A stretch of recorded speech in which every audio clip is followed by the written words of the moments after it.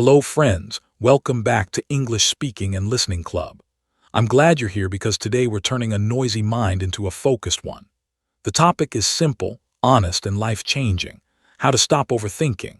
Not by forcing your brain to be quiet and not by waiting for perfect motivation, but by learning a few small moves that calm your body, clear your thoughts, and get you into action. Overthinking is not a personality flaw, it's a habit your brain learned to keep you safe. Today you'll learn how to lead that habit so it works for you, not against you. Here's the big idea. Overthinking is a loop. Emotion spikes, thoughts race, you try to solve everything in your head, the body gets tense and the loop tightens. You break the loop in 3 steps. First, you settle the body so your brain can think, then you get the swirl out of your head and onto paper, and finally you take one small action that moves your life forward. Body first, clarity second, action third.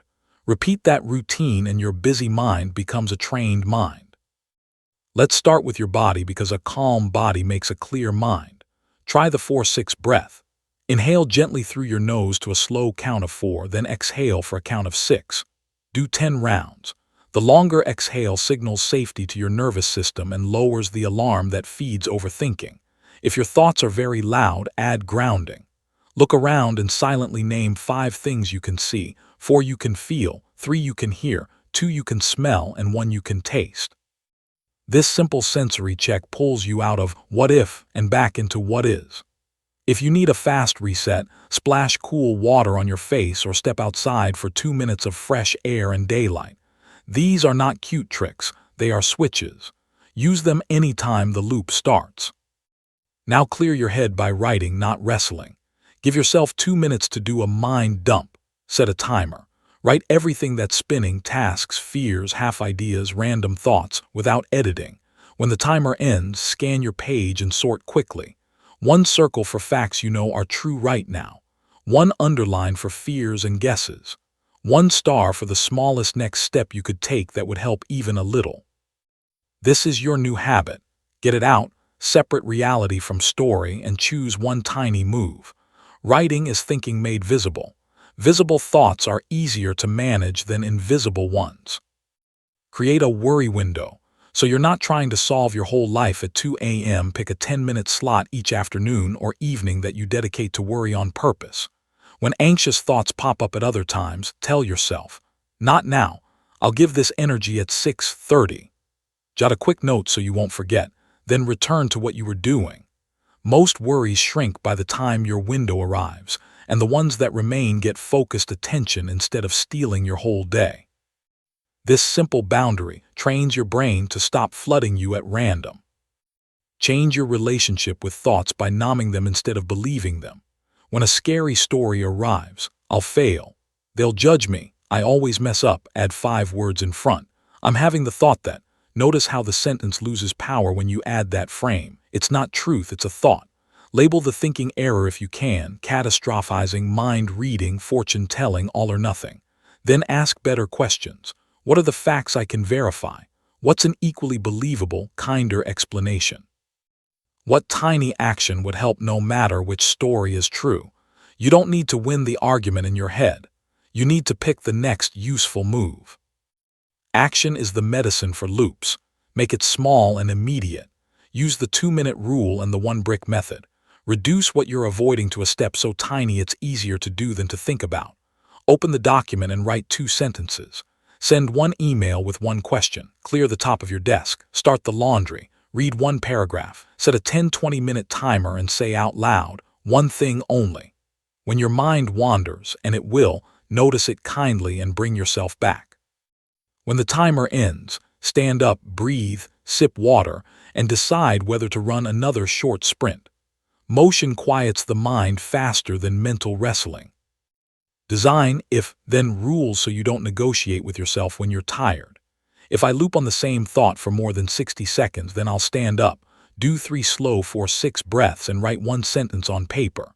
If I reread the same line twice without progress, then I'll switch to a 2-minute micro step or ask for help. If I reach for my phone during a focus sprint, then I'll put it in another room and return to the task. Pre-decisions beat willpower. Give your future self the gift of clear instructions. Protect your attention like treasure. Overthinking grows in a garden of constant input. Keep your first hour phone-free if possible.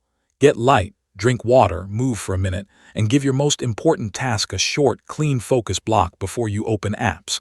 Batch messages and news later. Turn off non-essential notifications and move distracting apps off your home screen or behind a folder. What you don't see can't steal your focus. Less in means less noise to process. Decide faster with a good enough rule.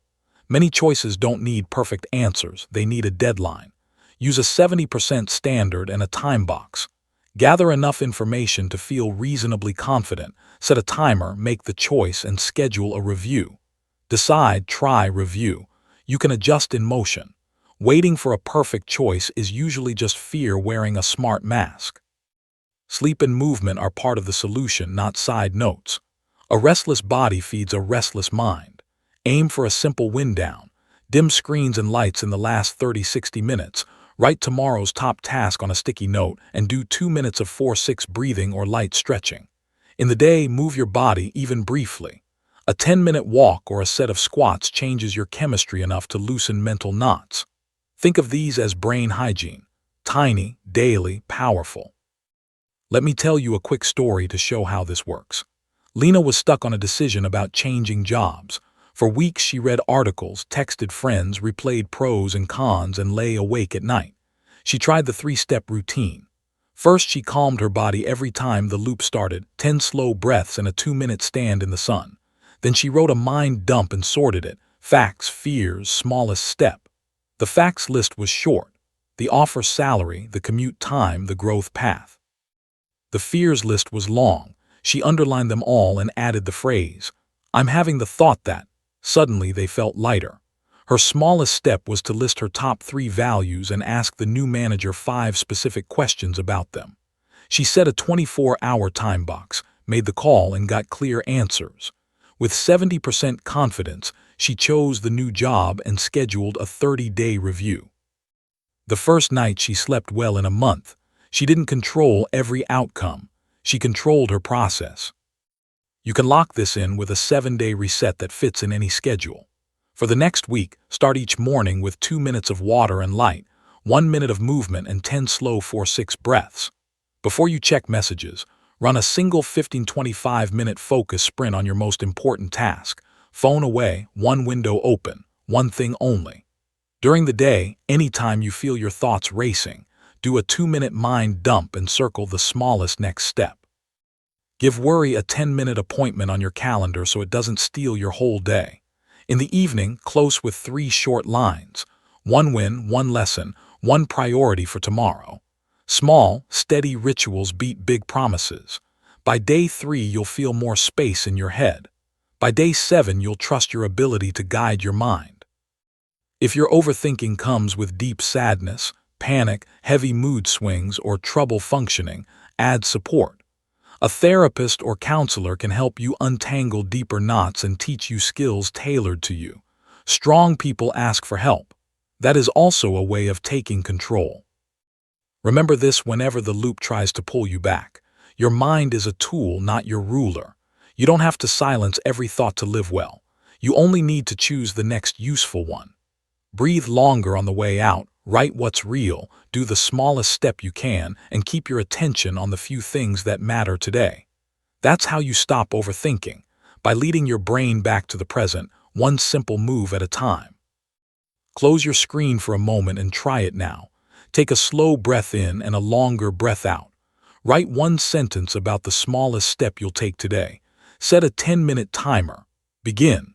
When the timer ends, you'll already feel lighter because action is the quietest kind of confidence. Thanks for watching. If this helped, share it with someone who needs calm today. And if you like this video, don't forget to like and subscribe to this channel.